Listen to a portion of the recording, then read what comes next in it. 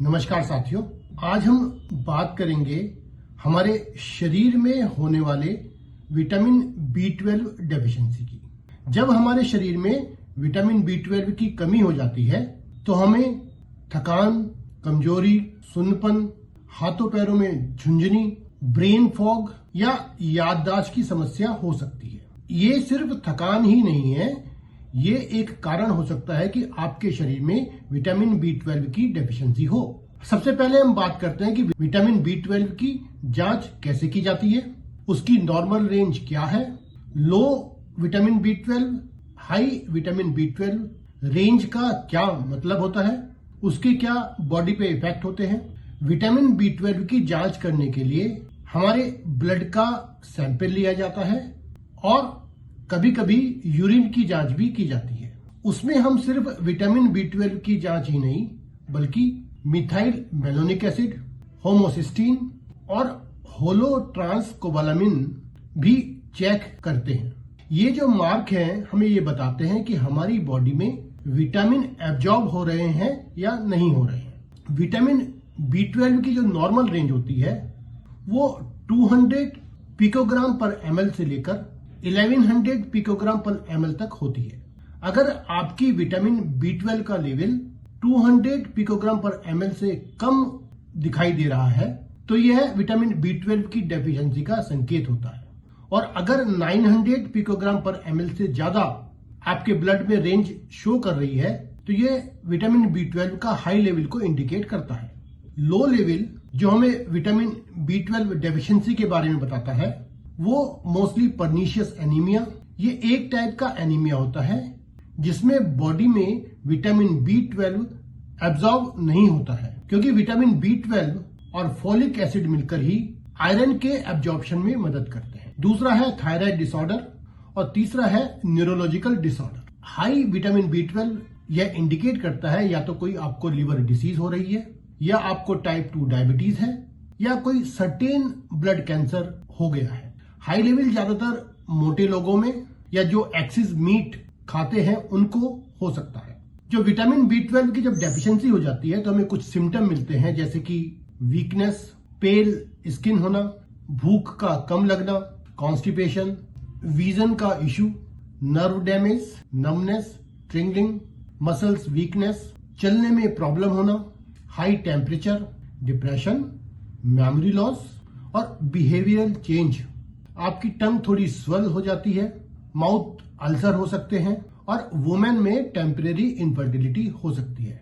अगर जो मैंने अभी बताया है वो सिम्टम आपको नजर आ रहे हैं तो आपको अपने विटामिन B12 का टेस्ट करा लेना चाहिए। इसके अलावा भी कुछ कंडीशन हैं जहां हम विटामिन B12 का टेस्ट कराते हैं, जैसे कि बुढ़ापे का आना, बढ़ती उम्र, प्रेगनेंसी, पर्नीशियस एनीमिया, बच्चे में विकास होना यानी कि डेवलपमेंटल चेंजेस होना, ऑस्टियोपोरोसिस, मेल इनफर्टिलिटी, हार्ट की डिसीज में, अस्थमा, डायबिटीज और अल्जाइमर डिसीज में भी हम विटामिन B12 की जांच कराते हैं। दोस्तों, विटामिन B12 हमारे लिए नर्वस सिस्टम के लिए, ब्लड के फॉर्मेशन के लिए और ओवरऑल एनर्जी के लिए बहुत जरूरी होता है। अगर इसकी कमी हो जाती है तो हमारे शरीर में सीरियस हेल्थ इश्यू डेवलप होने लगते हैं। अगर कोई भी सिम्टम आपके मैच कर रहे हो तो आपको अपने डॉक्टर से, या अगर आप अल्टरनेटिव मेडिसिन में जाना चाहते हैं तो मैं सजेस्ट करूंगा कि ट्रेडिशनल चाइनीज मेडिसिन के थेरेपिस्ट से जरूर मिले।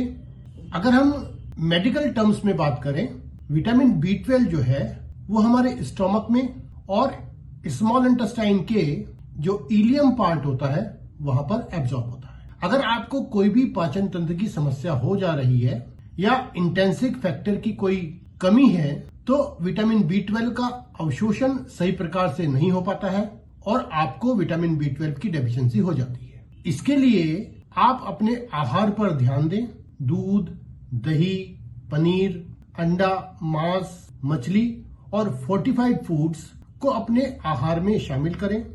अगर आपको सीवियर अवशोषण की समस्या है तो अपने डॉक्टर से विटामिन B12 के इंजेक्शन या सप्लीमेंट ले सकते हैं। अपने डाइजेस्टिव हेल्थ का ध्यान रखें, क्योंकि सही अवशोषण स्वस्थ आंत से ही होता है। जो शाकाहारी पर्सन होते हैं उनके लिए फोर्टिफाइड सीरियल्स और न्यूट्रिशनल यीस्ट भी एक अच्छे विकल्प के रूप में होते हैं, जिससे विटामिन B12 को बढ़ाने में मदद मिलती है। ट्रेडिशनल चाइनीज मेडिसिन के अनुसार कुछ एक्यूपेंचर के पॉइंट हैं, जैसे कि स्टोमक 36, CV12 और SP6। इनको हम स्टिमुलेट करते हैं। ये हमारे डाइजेस्टिव सिस्टम को सुधारते हैं, जिससे विटामिन B12 का जो अवशोषण है वो बढ़ जाता है। ये पॉइंट हमारे पाचन अंगों को मजबूत बनाते हैं और विटामिन B12 को एब्जॉर्ब करने में मदद करते हैं। ट्रेडिशनल चाइनीज मेडिसिन के अनुसार यह माना जाता है कि विटामिन B12 का जो एब्जॉर्प्शन होता है वो हमारी लार्ज इंटेस्टाइन में होता है। यदि लार्ज इंटेस्टाइन में ह्यूमिडिटी बढ़ जाती है और गर्मी अधिक हो जाती है तो बड़ी आंत की एब्जॉर्प्शन की पावर वीक हो जाती है।